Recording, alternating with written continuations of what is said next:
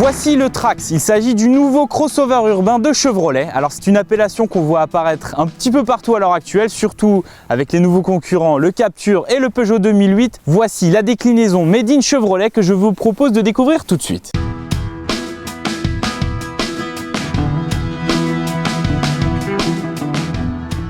Le Trax, qu'est-ce que c'est? Eh bien, il s'agit d'un Opel Mokka, mais en moins cher. Enfin, c'est pas aussi simple que ça, puisque Chevrolet a profité de la synergie de groupe, celui du General Motors, pour développer un modèle à sa sauce, la sauce américaine, puisqu'il apporte ses caractéristiques techniques, autrement dit une face avant très expressive, avec le fameux nœud papillon, des épaules très marquées. Bref, il viendra en renfort de son grand frère le Captiva dans la gamme Chevrolet. C'est l'Amérique, d'accord, mais taillé pour l'Europe, puisqu'il dispose d'un gabarit compact de 4,24 m, de motorisation diesel, avec, on le verra plus tard, des taux de CO2 plutôt maîtrisés, et surtout il est livré de série en 2 roues motrices. Alors la différence de prix qu'on peut constater d'environ 1000 € entre l'Opel Mokka et le Chevrolet Trax se ressent une fois à l'intérieur, tant sur la qualité des matériaux que des assemblages. C'est un poil décevant, un poil grossier, mais on se console par beaucoup de rangements, une habitabilité vraiment très correcte, très grande aux places arrière. Il faut savoir que le Trax est un peu à cheval dans la catégorie entre un Captur et un Tiguan par exemple. Il dispose d'un volume de coffre d'environ 356 litres, très généreux. Maintenant, il faut savoir que le constructeur conserve son fonds de commerce, c'est-à-dire une dotation très riche et des prix très agressifs. Aujourd'hui, nous disposons de la version full option LT+, à 23 290 €. Ici, la seule option, c'est la peinture métallisée.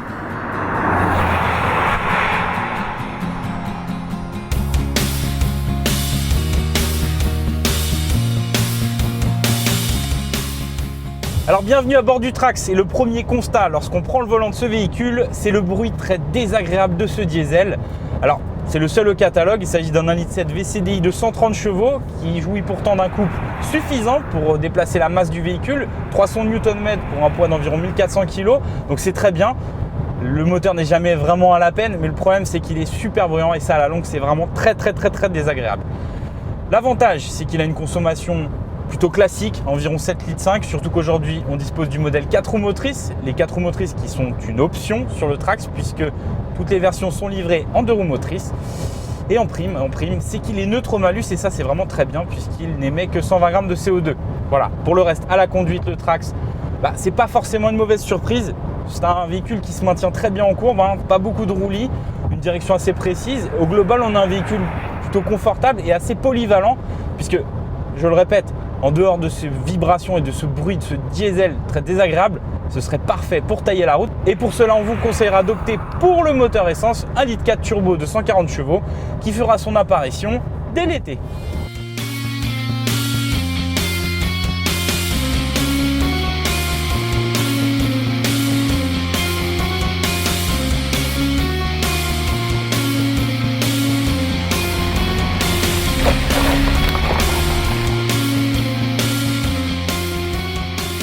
Alors terminons cet essai par les tarifs, et comme à son habitude, Chevrolet se montre très agressif avec des prix compris entre 18 000 et 23 000 €. Alors si vous faites le calcul, c'est environ 1 000 € de moins que son cousin l'Opel Mokka. Pour cela, il faudra faire l'impasse sur quelques petits éléments, mais pas des moindres, comme la présentation, la qualité des matériaux qui est quand même en retrait, une motorisation assez sonore et ça c'est décevant à la conduite. Mais pour le reste, ce Trax a quand même pas mal d'atouts, comme son confort de conduite, son espace habitable et son grand volume de coffre.